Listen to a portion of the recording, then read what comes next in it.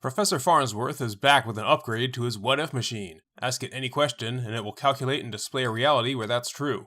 And so the crew decides to give it a whirl. First, Bender asks, what if I was human? And it shows a world where the professor has invented the process of reverse fossilization, allowing him to turn robots into living things. He tests this on Bender, who successfully transforms into a human being. Quickly, however, he is overcome with his new senses of touch and taste, and his usual harmless hedonism turns into a week-long binge of partying, drinking, smoking, and most of all, eating. Meanwhile, the professor submits reverse fossilization to the Nobel Prize Committee, hoping to use Bender as the demonstration of the process. But by the time the day of judging arrives, Bender is morbidly obese and in awful health. The committee are horrified and outraged until Bender pleads with them to give his way of life a chance. A night of wild partying begins, and come morning, the scientists are convinced. Alas, they soon discover that in the night, Bender has died. The others are comforted only by the knowledge that he has lived more in 1 week than any of them have in all of their lives. Next, Fry asks to see what it would be like if life were more like a video game, and everyone beholds a simulation in which Earth is under siege by the alien planet Nintendo 64, a world populated by classic arcade game characters. For his extensive knowledge of 20th century video games, the military brings Fry in as a consultant. But before he can impart his wisdom, the Nintendians launch their attack and the Planet Express crew are forced to make an escape. Cracking his knuckles, Fry takes command of a mobile anti-aircraft artillery platform, and the universe's highest stakes game of Space Invaders commences. Fry is calm, collected, and easily smokes the descending spaceships until only one remains. As his shots miss and miss, he grows increasingly agitated until he confesses that he was never able to destroy the final enemy in the game. And ultimately, the Nintendians land. The invasion is over. Earth has lost. The aliens emerge and present their demands, and before long, a compromise is reached and peace is restored. Back in the real world, Leela then asks what would happen if she found her true home. But before the simulation can begin, a knock on the head renders her unconscious, and she slips off into a dreamland. In her dream, Leela imagines herself as Dorothy in The Wonderful Wizard of Oz, arriving and meeting Amy the Good Witch, Fry the Scarecrow, Bender the Tin Woodman, and Zoidberg the Cowardly Lobster. Before long, the group is captured and brought before the Wicked Witch, Mom. She confesses that she only wanted a daughter and asks Leela if she wants to be adopted. Imagining the cruel fun she could have as a witch, Leela agrees, only to watch in horror as the celebratory champagne spills on Mom, causing her to melt and die. In the aftermath, the group resumes their journey to the Emerald Laboratory, where they meet the professor. The professor tells Leela how to return home, but Leela instead clicks her heels and wishes to become the new Wicked Witch. With her new power, she transforms the others into toads and crackles maniacally, only to then be splashed with water herself. As Leela starts to melt, she panics until she's awakened in the real world to find Bender splashing water on her face. As Leela berates her friends for interrupting her dream, life returns to normal for the crew of Planet Express. Welcome to Space Podcast 3000, where the future is in the past.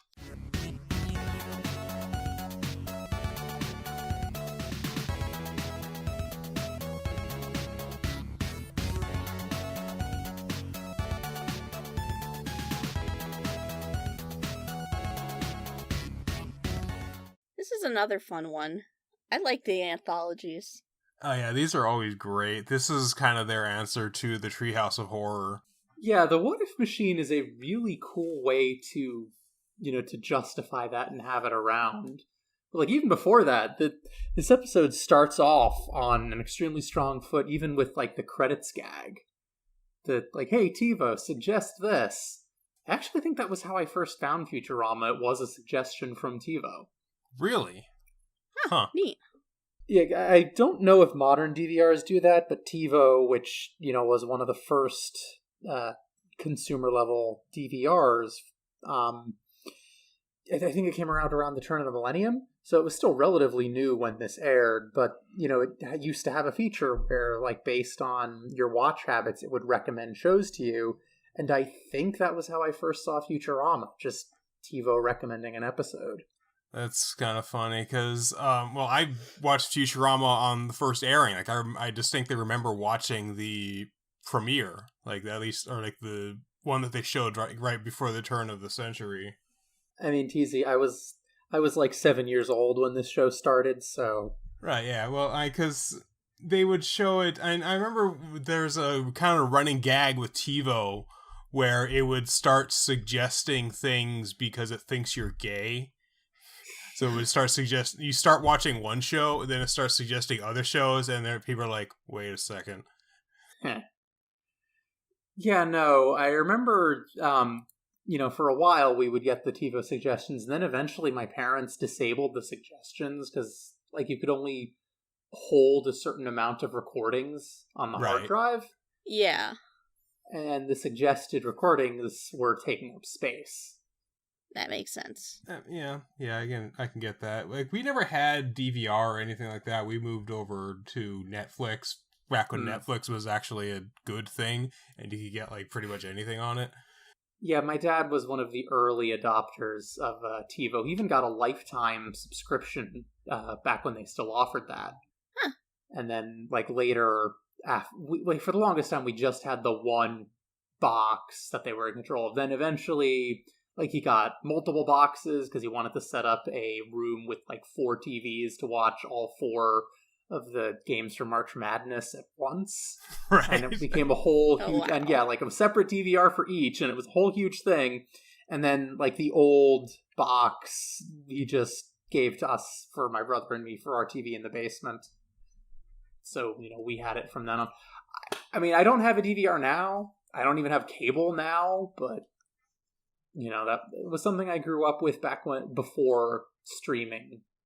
Well, yeah, the DVR really was kind of a step in to really kind of push TV back towards the consumers, rather it's such a capitalist, not just, I didn't want to use the term capitalist, it's such an advertiser's forum at this point, where it's like, you use TiVo to skip all the ads. Like, okay, that's great for consumers, but why would advertisers like it?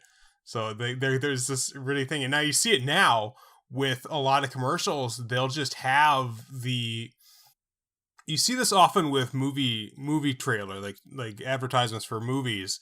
They would just have the movie's name, like, in the banner, just like in the sidebar of the entire commercial, because even if you TiVo through it or you skip through the commercials, you still see it. You still see the name of the movie that they're advertising.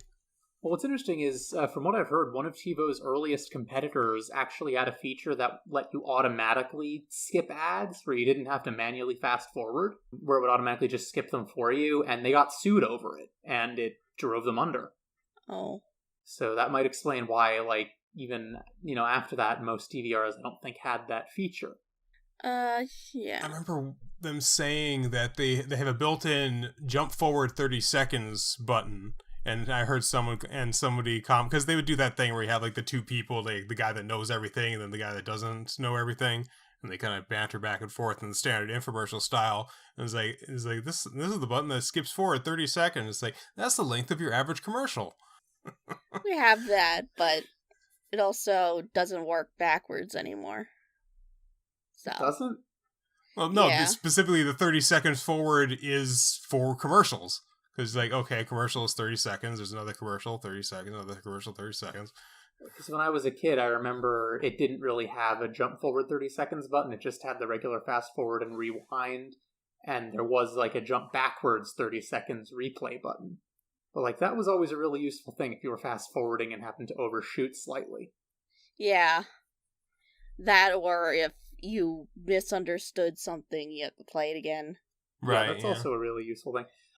Yeah, we've gotten, like, more like 5 minutes into the episode. We haven't even talked about really the first segment. Yeah, so segment number 1 here, I Meat Bag.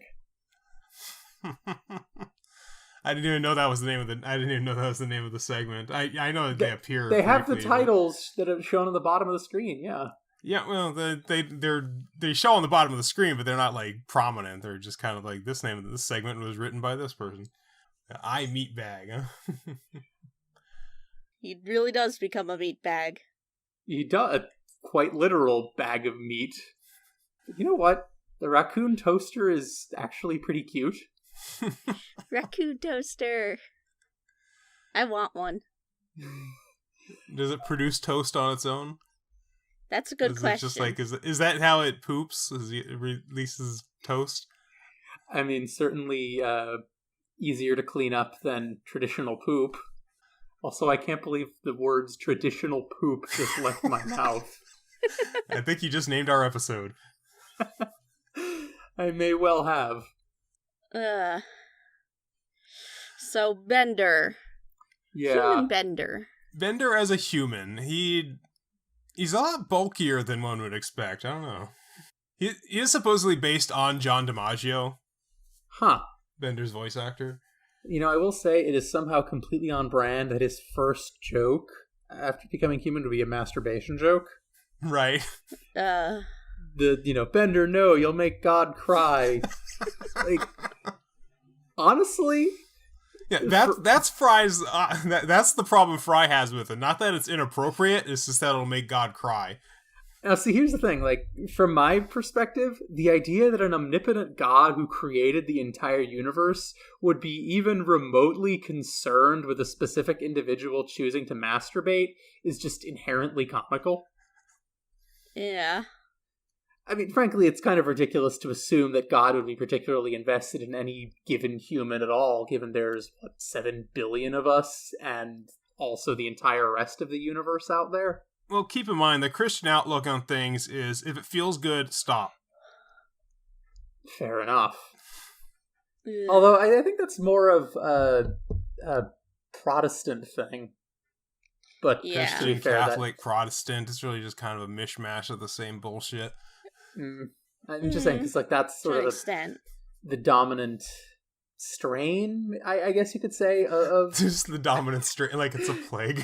I mean... Yeah, well, you're not wrong. You're not wrong. I mean, like, here in the U.S... Okay, yeah, just digging ourselves into an even deeper hole here. I mean, like, here in the U.S., the whole Protestant Puritan thing is sort of the dominant school of thought among Christians. Because, they were the ones who first came here. And, it's funny how we teach it that the Puritans came to the United States to escape religious persecution, but actually they were just tired of not being able to persecute everyone else and enforce their rules on everyone else. And, I wonder how that reflects in our modern society. Anyway, so that we don't spend this whole episode just bashing on organized religion, Bender suddenly being attracted to Amy now that he's human feels kind of weird to me, because, sexuality doesn't work that way. Well, honestly, the fact that there are, human hormones involved in such a thing, there is a connection to that sort of thing. There are chemical explanations for these sort of things. I mean, I guess, but, it's not like if you, say, transformed a straight guy into a girl, he would suddenly like boys, I know, but this is not quite the same. Well, he liked Amy before, but, I mean, yeah, I guess you could... They did kind of set this up. They did set up their minor relationship beforehand, didn't they? Because I know it does feature into a later episode. I'm not sure. Maybe I don't remember. Because there is an episode where Bender and Amy are dating. Yeah, no, I know that episode you're talking about. That's way later. That's the Comedy Central seasons. Yeah, but Bender has shown interest in humans before with Lucy Liu, so it's not completely outside the realm of possibility. I mean, she was just a human head, so we can't say for sure. But, fair. That does raise the question of, what makes someone human, and it's a bit heady for what we're trying to do here. What we're talking about now. Yeah. Well, the idea that Bender would immediately become a hedonist as soon as he became human, yeah, that makes sense. Oh, yeah. The lines you drank and smoked when you were a robot. Is that, yeah, but now it's bad for me. That absolutely tracks with Bender, although I will... What's neat to me is, TC, you would probably get this, but, Bender becoming obsessed with the taste of food, as soon as he tries it, kind of reminds me of Axe from Animorphs. Yeah, I was actually thinking that's where you're going. Just someone who didn't have a sense of taste before suddenly getting it and becoming obsessed.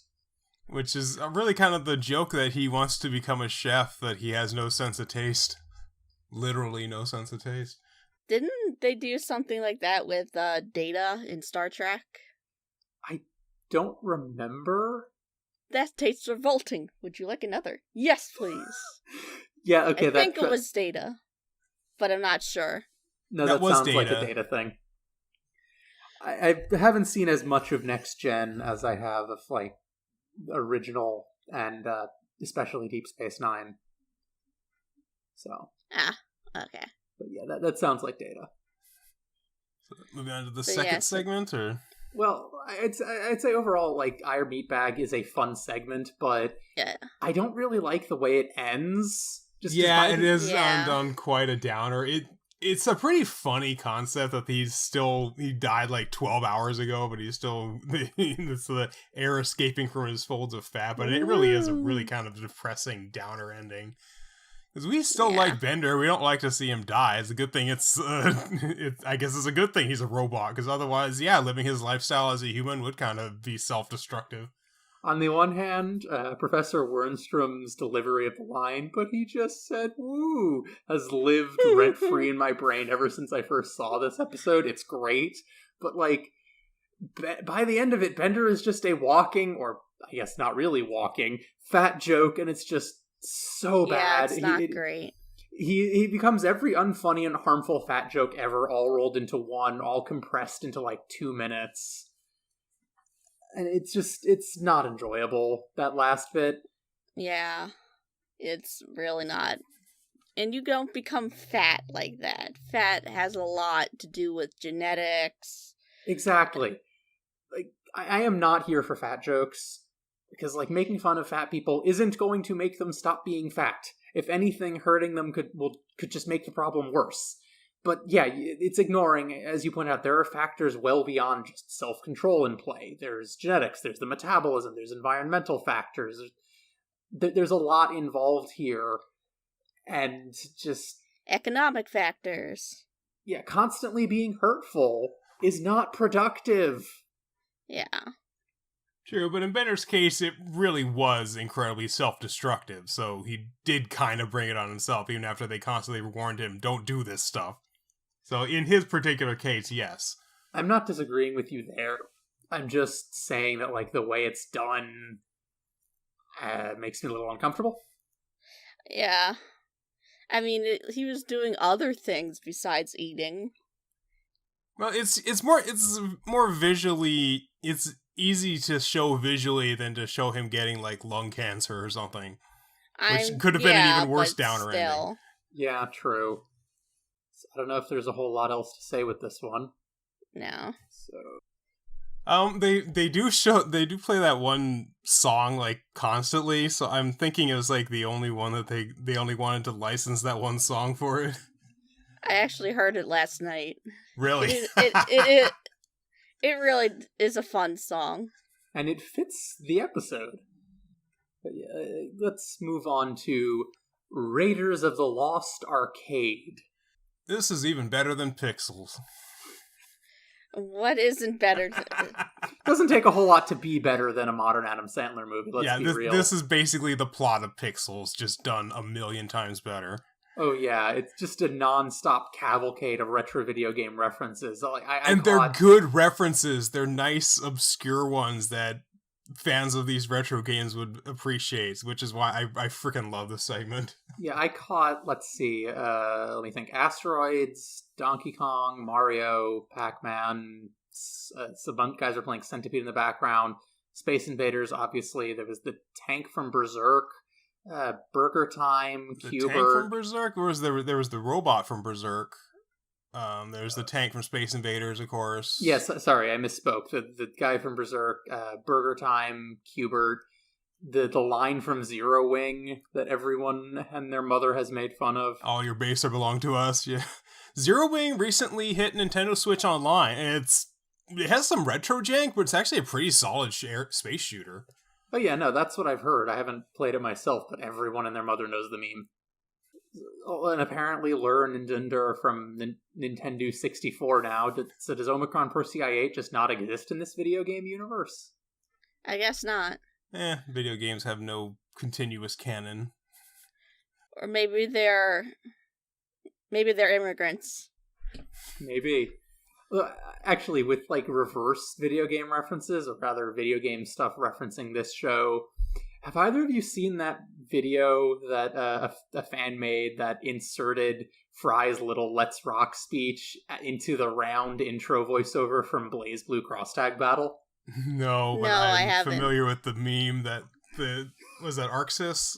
The Arxis just has these crazy shit before the beginning of the round. Yeah, the wheel of fate is turning. Rebel 1, literally rebel instead of round. It's It's Rebel, Arxis. Instead of round, which it shouldn't even be rebel, it should be level. Well, in this case, it's rebel because rebel against the wheel of fate. Mm.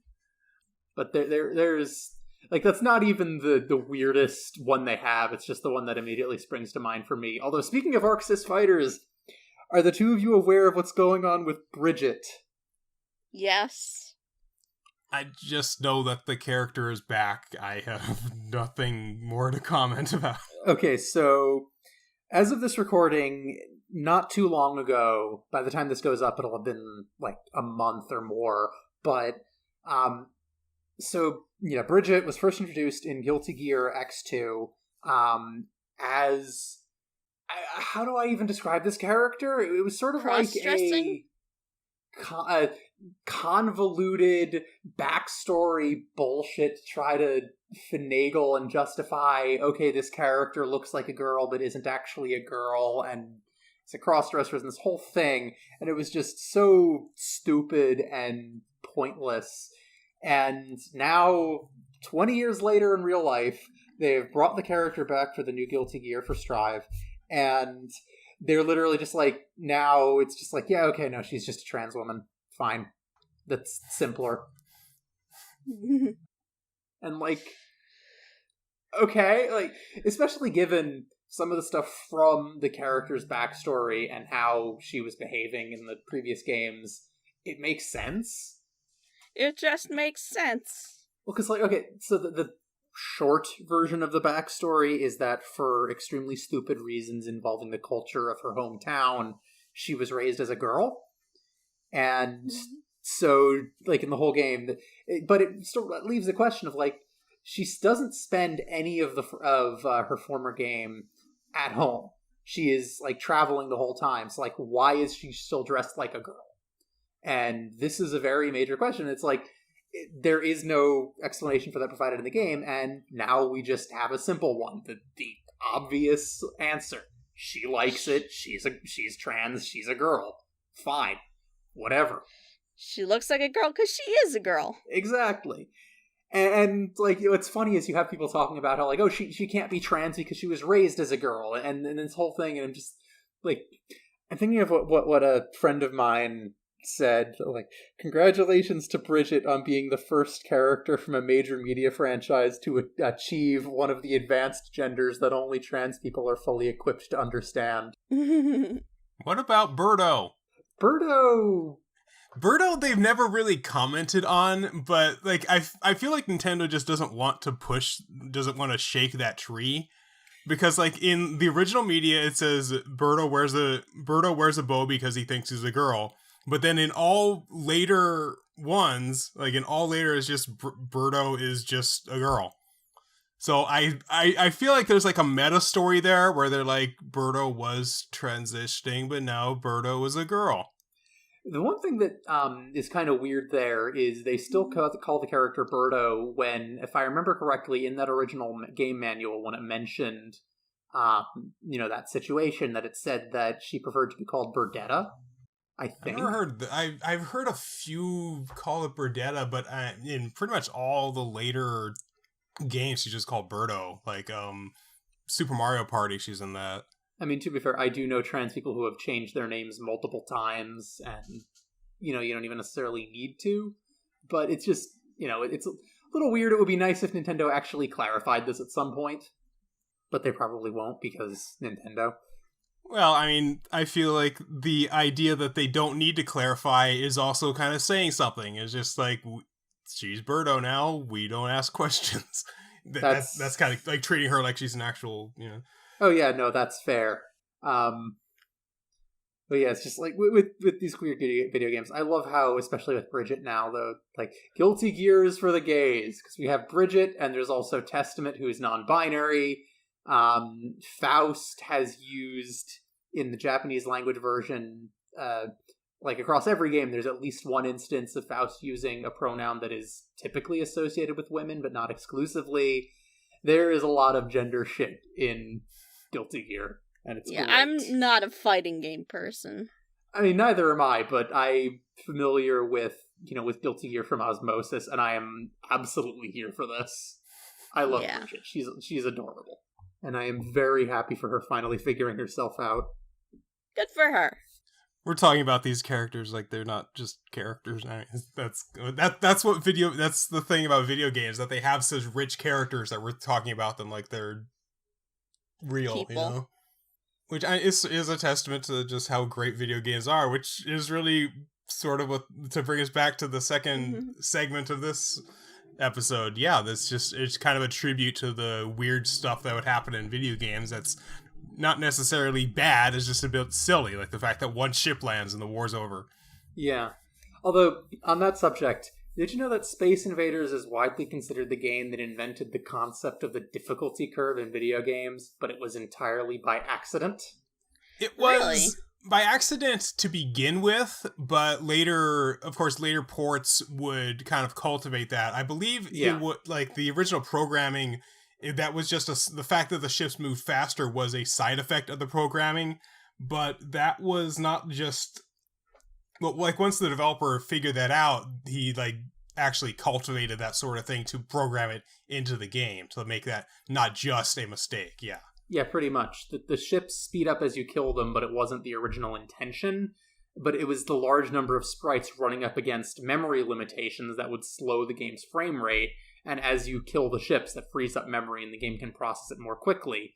But then, yeah, it ended up being a really cool thing that made the game get harder as you went along. So the maximum speed was actually increased significantly, and it became a proper part of the game. Although with Space Invaders, the game's Atari 2600 port is really impressive. Because, like, on its own, the Atari 2600, which, you know... You could have 2 sprites on screen. Yeah, 2 sprites, 2 missiles, and 1 ball at a time. And a lot of games get around this by flickering sprites between frames. Where you'd have 2 sprites in one frame, then on the next frame you'd have another 2 sprites, and it would do this over the span of a couple frames, which... The most obvious example of this is the Pac-Man port. Yeah, like on old CRTs, if it was done well, you wouldn't really notice, but this was the trick they used to get around it. But Space Invaders managing 4 shots and 39 player objects in play at once, that's shit that nobody would have thought possible on that console at the time. Wow. Like, that, I don't know who handled the Atari 2600 port of Space Invaders, because Atari didn't like crediting their programmers back then, but it was... That's why they ended up forming Activision. Yep. Well, I believe they may have done, because this is what they did in Pac-Man as well, is that the ships are actually background, because you can write to the background layer for anything. And so then when they move, they just kind of move the entire background. And as you destroy them, it would determine which ones to actually draw. Because the ships are not actually treated as sprites. They're treated as background elements. And they just update the background as you need to. That is definitely one way to do it. And they would do that in Pac-Man with the pellets, where you would pick up all the dots. And the dots are all just parts of the background. And then as you pick them up, then it just updates that background. It's like, okay, you draw this background from now on. Well, I know that some games on the Super Nintendo did something similar where, Mode 7 was a really cool thing to, like, stretch and squash and skew sprites and, scale them, but it only worked on the background layer. So that's why, like, a lot of boss fights where the boss would have those kinds of effects applied to them would be over just a blank background, because they would just draw the boss on the background layer. Like, I think the Koopa Kid bosses in Super Mario World did this. There was at least one boss in Castlevania 4 that did this. Well, Castlevania 4 is just a massive showcase of the kind of stuff that Mode 7 could do. Because then you have, like, all the different rooms that, like, shift around, like the clock tower room, or like this with the chandeliers and stuff. That shit was crazy. Or the room that just kind of has, like, the spinning background there. Castlevania 4 is a damn good game. Anyway, but unfortunately there are no Castlevania references here because it's all old arcade games. Yeah. Maybe nowadays they do some slightly more modern references. Have some DDR stuff. Well, even back in the 2000s, these would have been fairly older games. These are from, like, the 1980s. Yeah, because, like, a lot of writers of these sorts of things, those are the video games that they are familiar with, what they remember and they don't really pay attention. So for them, games are still bleeps and bloops. Like, I might have mentioned this before, but it is still very funny to me, that scene in an episode of Buffy the Vampire Slayer where a character is playing on an Xbox, and literally just an Xbox, and it might have even been a 360, I don't remember, but the sound effects are literally just from the original Donkey Kong. Yeah, that was just something that I always wanted to do, because you always see like these things from, I think, like The Wire, or those YouTube channel where it's like doctor reacts to doctor scenes in movies. Like, I want to do gamer reacts to gamer scenes in movies. Yes, that would be amazing. I would watch that. Anyway, one other weird bit of gaming trivia in this episode that I want to bring up is, so there's a Ms. Pac-Man cameo. Are you aware that Namco doesn't actually use Ms. Pac-Man anymore, and they've actually been editing her out of re-releases of old games? They call her Pac Really? Mom, don't they? Yeah, they literally replaced her with a new character, Pac Mom, who has a pink hat instead of a red bow. So the reason for this is a combination of licensing issues and greed. So Ms. Pac-Man was not actually originally developed in-house by Namco. It was basically a fan game that Namco's former North American distributor Midway acquired from its creators and distributed as a Pac-Man sequel. And I believe the rights... So basically, eventually Namco acquired the rights to the game, but would still have to pay royalties for it. And I believe the rights are currently in the hands of AtGames, and there's an issue where, like, Namco is unwilling to pay them royalties anymore, so they're just not doing anything with Ms. Pac-Man. And, yeah, like, straight up editing her out of old games, like, Pac-Land. That's kind of shitty. Yeah, and it's not really clear which party is at fault here, whether it's just Namco not wanting to pay the same royalties they always have, or if it's AtGames wanting to charge more for it now. Really, But the moral is it's just short-sighted legal bullshit that's hurting gamers in the long run. yeah, like, Ms. Pac-Man is literally my dad's favorite video game of all time. He doesn't play very many video games, but when he was in college, he was absolutely obsessed with Ms. Pac-Man. And Miss Pac-Man is not just Pac-Man with a different skin. It actually has different technical advancements that the original Pac-Man didn't have, like scrolling backgrounds and things. Oh yeah, no, it was a very interesting, very logical direction for a sequel to go, with, having more than one kind of maze, adding actual cutscenes. I think it was like one of the very first video games to have cutscenes. And it's still a very good game. It's still aged remarkably well. All the early Pac-Man games have, really. If you're into Pac-Man, because I know there's certain people that would find like those games like that incredibly boring, because the only objective is going for the high score. Well, it's simplicity. It's exactly. That's what makes these games interesting. It's classic and engaging. The fact that it's such a simple set of mechanics. Yeah. We've been talking for half an hour, and we're still not on to the last segment. Well, let's move on to the last segment then. All right, segment 3, Wizen.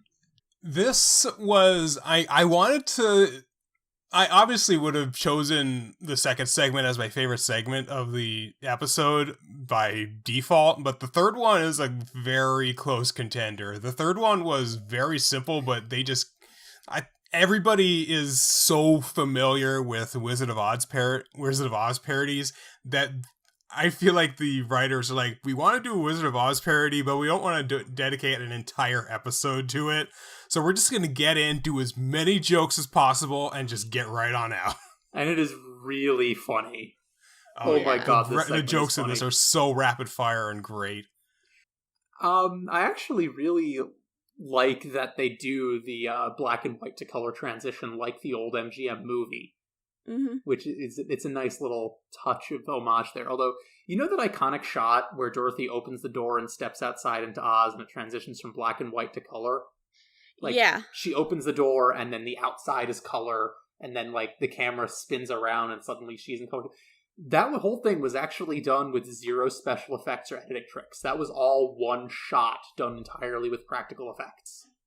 Yeah, and it's amazing.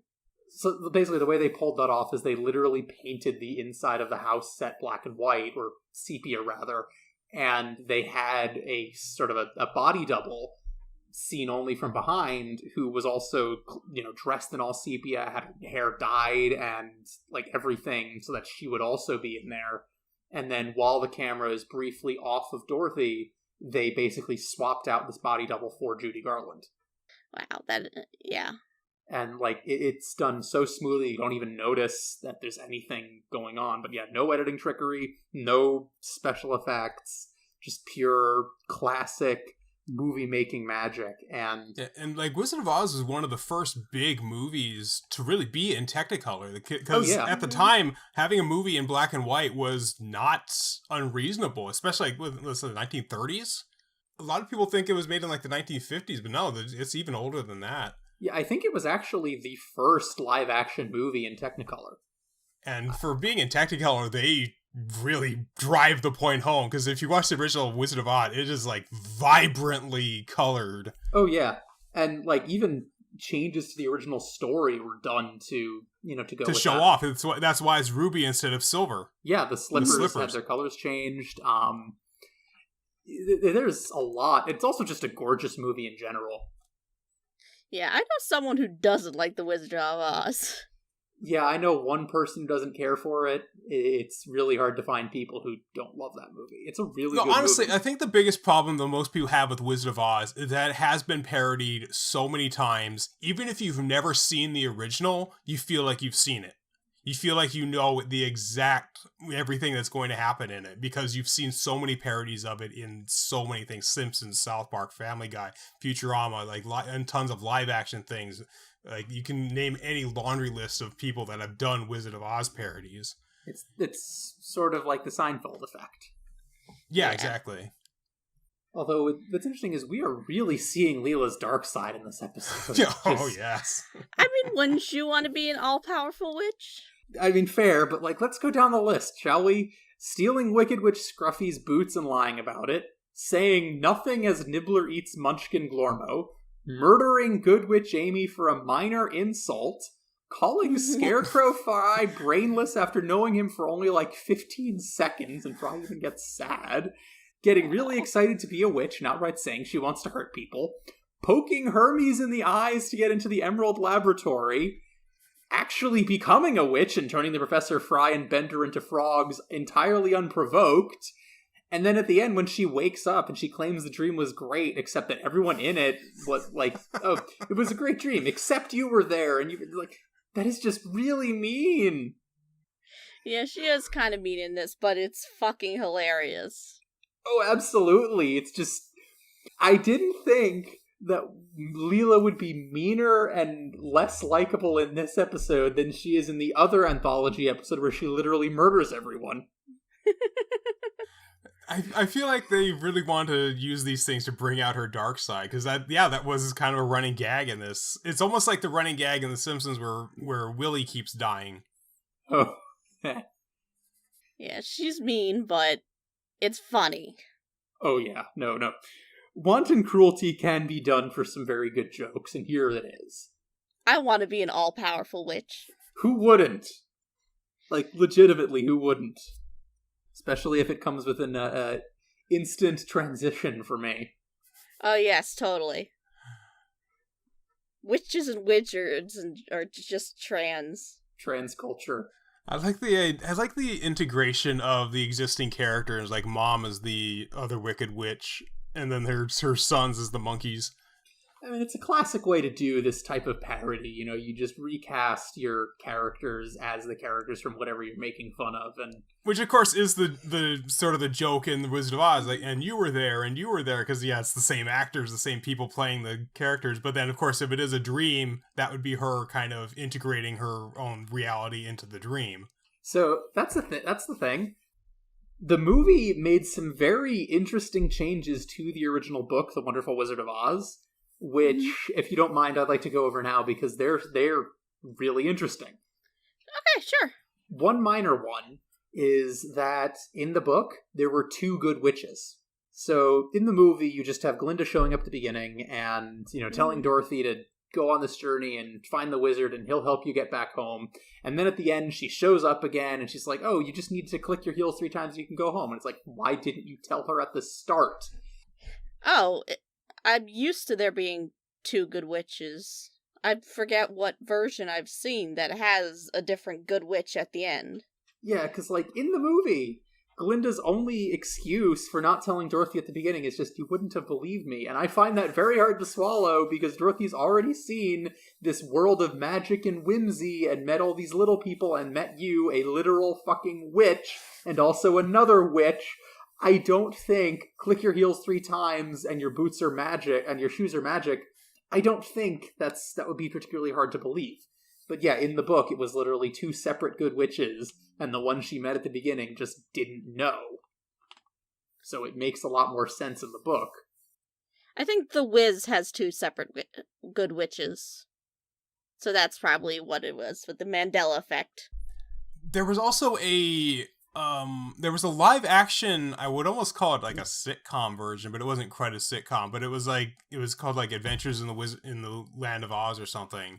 And that had 2 good witches, is the good witch of the north and south, and the wicked witches of the east and west.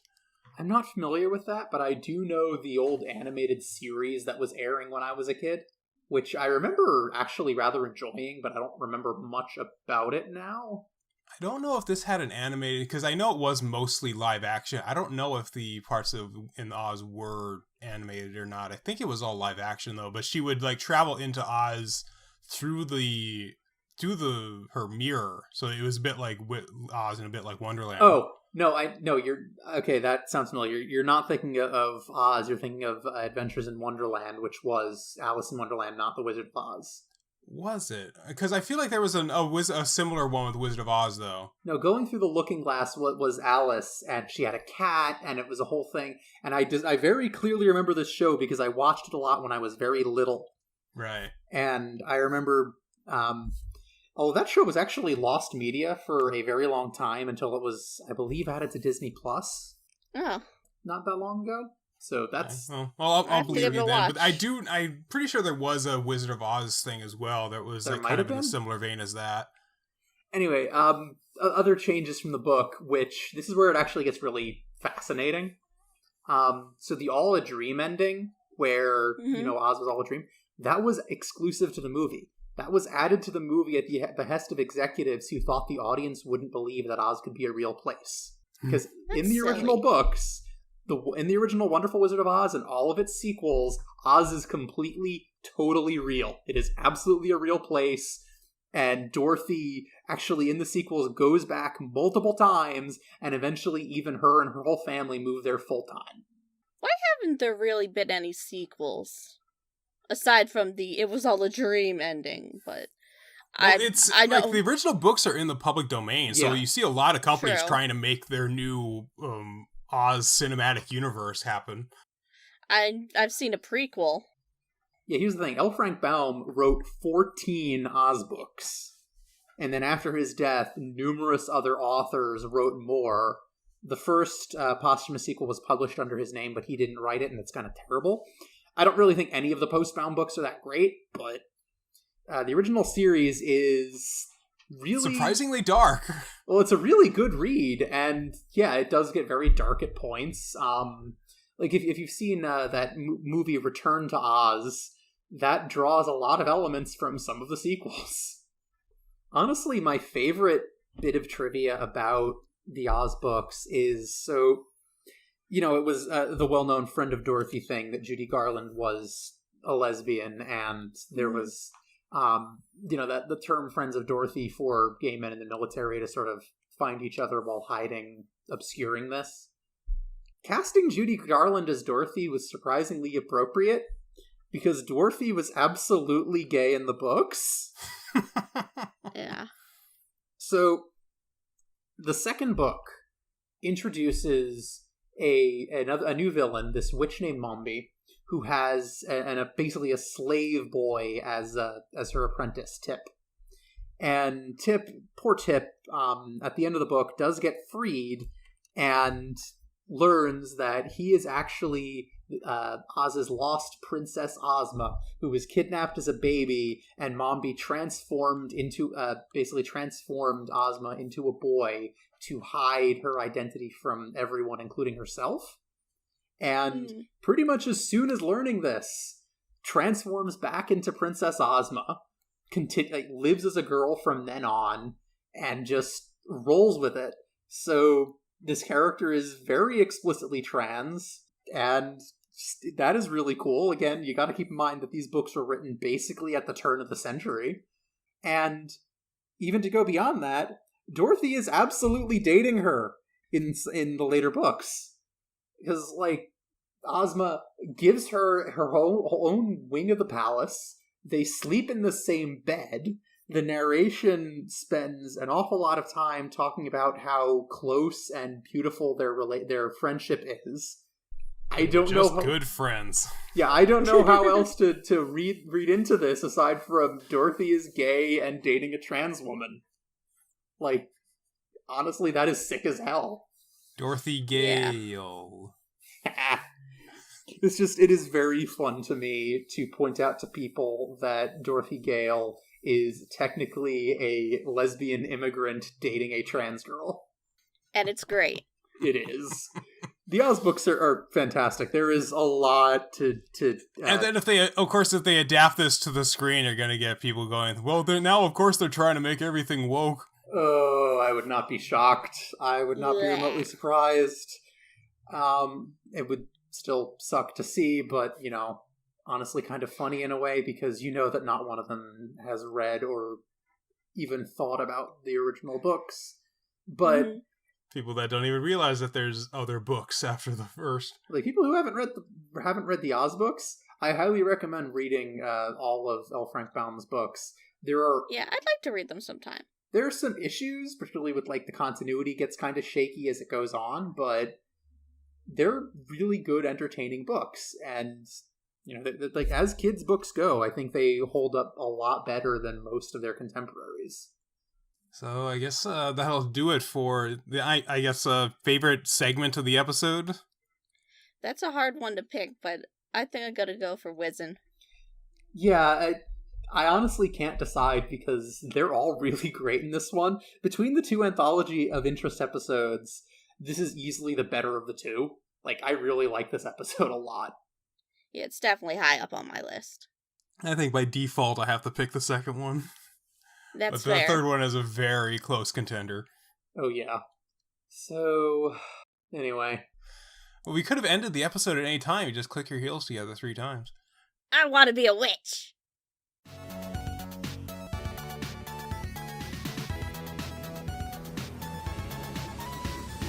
Thank you for listening to Space Podcast 3000. Your 3 voices of the future are Nova Altman, Doug Hancox, and Eden Valerie. The theme music is Voxel Revolution by Kevin MacLeod. You can support the show and listen to new episodes a full week early at patreon.com/SpacePod3K. Follow us on Twitter at SpacePod3K. Be sure to join us next time as the Planet Express crew are thrown back in time in Roswell That Ends Well.